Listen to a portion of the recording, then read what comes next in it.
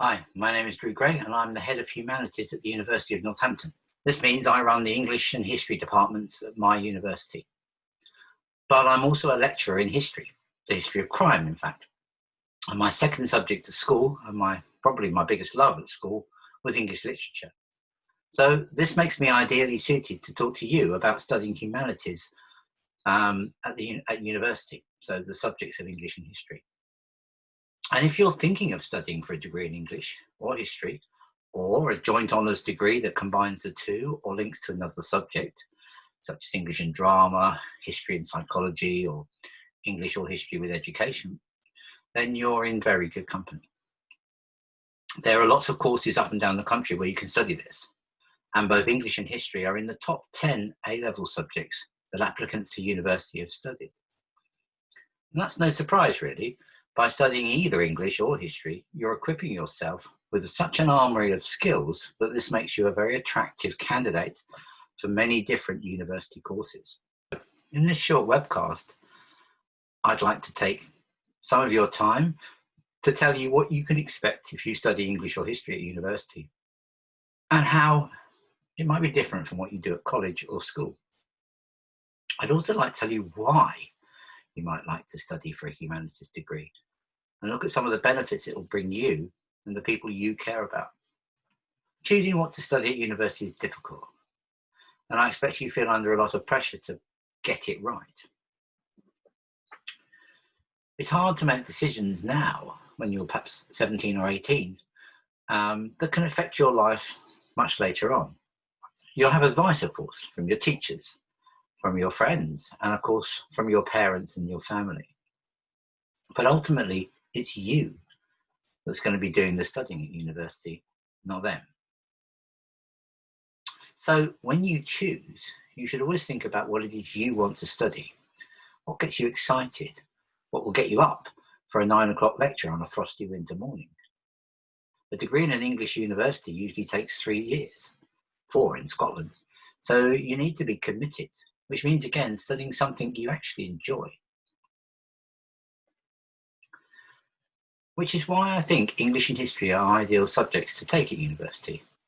If you love books, if you love reading, the books behind me, and all the pleasures that brings, like losing yourself in an imaginary world or sharing the emotional roller coaster of life with characters you give shape to in your imagination, or in finding new ways to express yourself through poetry and prose, then a degree in English is going to suit you perfectly.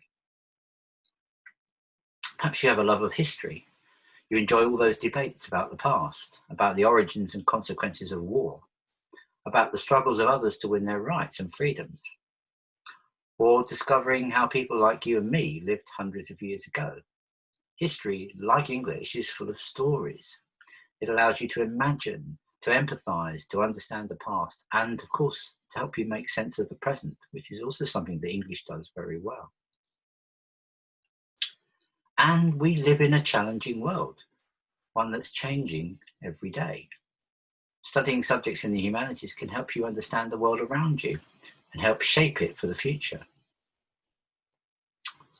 Let's take a subject that matters to all of us, or should do, the environment. We've known for some time that the world is at a crucial point in its history. The ice caps are melting, we're burning our forests. More and more species of animals and insects are disappearing.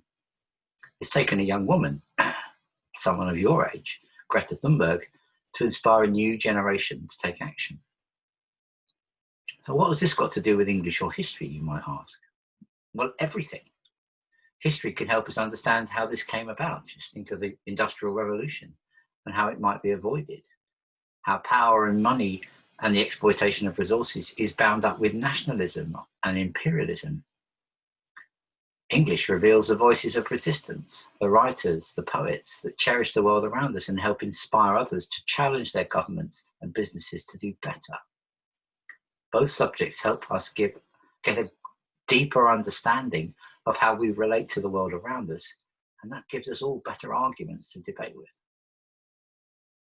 I'll give you another issue that's very much in the news at the moment, the Black Lives Matter movement. One of the problems with our world, with our society at the moment, is how divided we've become.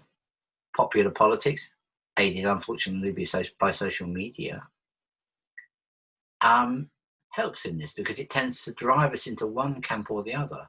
It pushes us to make a simple binary choice, left or right, black or white, right or wrong. But life isn't like that.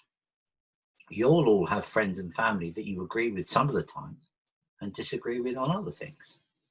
I love my brother-in-law, for example, but we don't see eye to eye on Brexit or on football. And if you study the past, and if you study literature, you're constantly exposed to different ideas, different ways of seeing the world, different opinions, and different perspectives.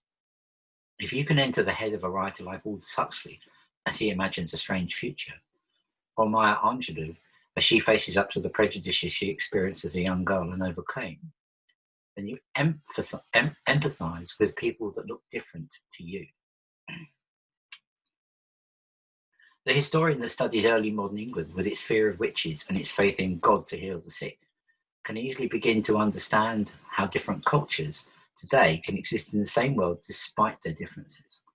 These are all good reasons to study the humanities, but I'm aware that there are voices in your lives saying things like, but what career will it lead to? Isn't this all just a bit self-indulgent, sitting around reading poetry or living in the past? What actual value does it bring? What skills will you learn by studying English or history? You'd be better doing business or engineering or law or medicine. Well, I'm not going to argue with someone about medicine. We need as many doctors and nurses as possible. And a degree in history or English won't help you become a surgeon.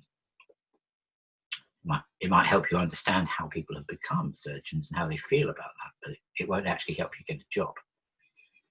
But for pretty much any other career, a humanities subject will be extremely useful to you. Both English and history are thinking subjects. They help develop your analytical skills. You're encouraged to ask questions, to find answers, to do research, to explore and form your own opinions and arguments. If you fancy a career in law, then these are essential skills. Yes, you'll need to learn the law, but you can study, say, history, and then do a law conversion at the end. And if you study law for 3 years, hate it, and then choose to not to be a lawyer, what a waste if you've just studied law. The same is true for education. Perhaps you want to teach. Well, if you want to teach English, you'll need to have a degree in it or you won't get very far. Yes, you can study education, but then that equips you to teach, but perhaps at the end of the degree, you've changed your mind. If you study English at university, you can teach by doing a PGCE afterwards, but you could also go into business, advertising, journalism, TV and film, publishing, and so many more areas you probably haven't even considered yet. Humanities graduates, people who study English, people who study history, are in demand. Employers know that people who can think, people who can write and present, who can understand other people and cultures are extremely valuable. I know we're always being told how important science, technology and maths are, the STEM subjects, and they are. But where would we be without literature? Where would we be without history? It would be a very, very, very dull world without the humanities. If you choose to study history or English, you'll be able to pick a course anywhere in the country. Almost all universities offer them. And you will have fabulous choice between them as well. So at Northampton, you can study all sorts of things in our English literature course, from Shakespeare to Dracula to dystopian future worlds, fairy tales, Gothic worlds, all sorts of things. Think about the way that literature is adapted for the screen and for big and small screens, for the theatre and all sorts. If you choose history, then again, you'll be studying topics as diverse and different as medieval knights and Jack the Ripper, as the First World War and European fascism. We have centuries of literature and history that can be studied at university, and you can browse university websites and prospectuses to see what's on offer, and I would recommend that. Again, you're going to be doing the studying, you've got to be doing stuff that you want to do. At university, you'll be taught by subject experts, people who take you deep into a topic in a way that you don't get the chance to do at school or college. This is where you can immerse yourself in something that you love, free from having to think about other subjects in your timetable. You'll focus on English or you'll focus on history and develop your skills and develop yourself. And that's a really important part of the university experience, learning to become the person you want to be. It's called the humanities for a reason, because it's about us, it's about me, it's about you, and it's about people like you and people different from you. What better way to equip yourself for all the exciting and challenging things that you're experiencing the rest of your lives than to study English or to study history? So I hope that's given you some ideas about why I think it's useful for you to study these subjects. If you come along to the question and answer session afterwards, I'm really happy to answer any of your questions you might have about studying English or studying history, the sorts of jobs you can go on, the sorts of careers you can take, the sorts of pathways you might lead, and the sorts of topics you might study, and about how we study. That will vary from university to university, and it can be quite different these days, but I'm more than happy to try and answer some of your questions on that. In the meantime, thanks very much for listening, and I hope to see you all soon. Bye.